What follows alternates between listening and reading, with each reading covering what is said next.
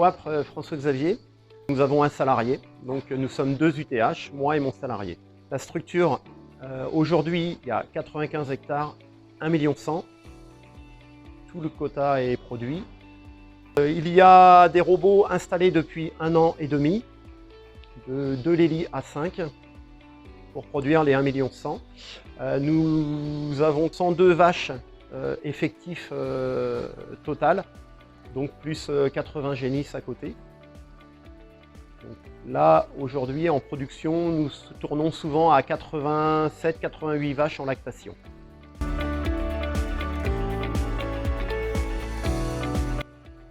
Les vaches aujourd'hui produisent la ration que j'ai mis en place.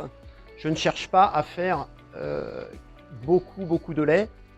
Par contre, du fait de la qualité des aliments dont je suis très satisfait, la production est montée très rapidement à 38-40 kg. Les objectifs au niveau de la conduite du troupeau sont assez simples. La ration a été mise en place pour faire un lait économique, c'est-à-dire que nous limitons la quantité d'aliments totale par animaux. Même si une vache produit 60 litres, elle ne va pas recevoir plus que la vache qui produit 45-50 litres.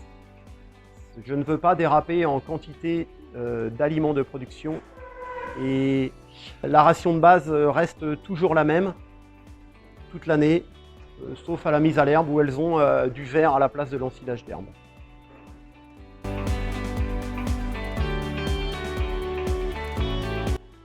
Aujourd'hui, ça fait 12 ans que nous travaillons avec Valorex.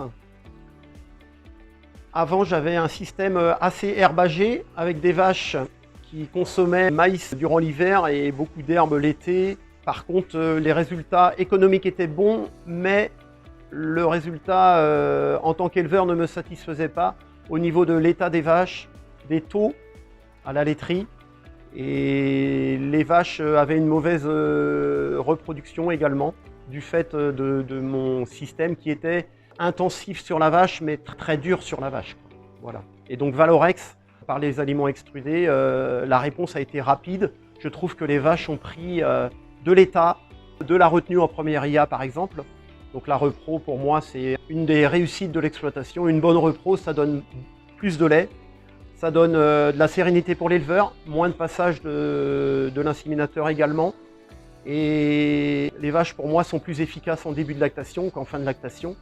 Donc, tout le monde est gagnant à avoir une bonne repro. Et Valorex répondait bien à cette question parce que les vaches sont quand même globalement plus en état que mon système d'avant sans extrusion, quoi, sans l'extruder.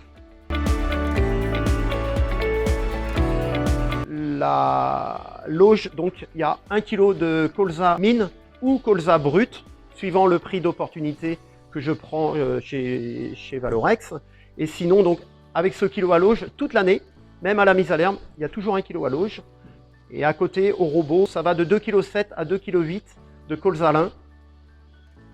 Et en VL, j'ai travaillé avec de l'extrulin au départ. Aujourd'hui, je travaille avec du croque-maïs. Et là, donc, on tourne de 1,7 kg à 1,9 kg suivant le stade de lactation. Le plan de complémentation des vaches aujourd'hui est le même pour toutes. Donc les vaches VL, progressivement, elles montent jusqu'à 21 jours. Elles ont au maximum 3 kg de VL, plus 3 kg d'aliments de production. Ensuite, ça va crescendo, enfin, ça reste à ce niveau-là jusqu'à 45 jours. Et après, la production prend la suite pour diminuer ou rester à 3 kg suivant leur production. Donc les vaches arrivant à une production inférieure à 35 litres n'ont que du colza lin, elles n'ont pas de croque-maïs et passant 35 litres, elles ont 1 kg de colza lin.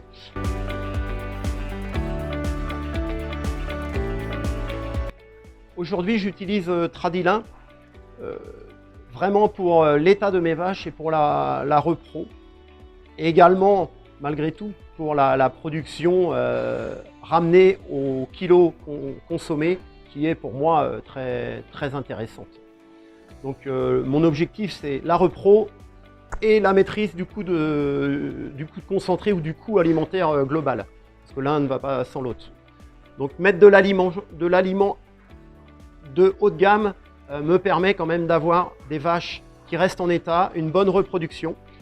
Donc sur ça, je ne changerai pas d'aliment. Aujourd'hui, en marge à la vache, en coût de ration par rapport aux produits, nous tournons toujours entre 9 et 9,8 euros. Donc ce qui, moi, me satisfait. Et ça me satisfait et ça m'étonne, mais on y est. Aujourd'hui, un des intérêts pour moi d'utiliser les produits Valorex, c'est que là, les vaches qui viennent de véler et dans le mois qui suit n'ont pas de cétose. Donc je n'utilise pas de propylène glycol, sauf pour 2-3% des animaux. Je fais un suivi reproduction à côté. Nous faisons des tests sur tous les débuts de lactation. Nous n'avons pas l'intérêt de mettre de propylène.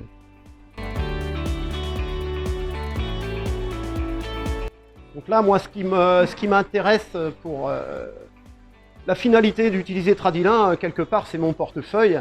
Et mon coût alimentaire reste maîtrisé. Je suis au dernier exercice, j'étais à 102 euros. Donc pour moi, c'est complètement dans les clous par rapport à la production. Le fait d'avoir moins de vaches avec plus de lait, c'est beaucoup plus léger au niveau travail aussi. Pour moi comme pour mon salarié qui travaillons un week-end sur 2 et qui pouvons prendre du temps beaucoup plus facilement.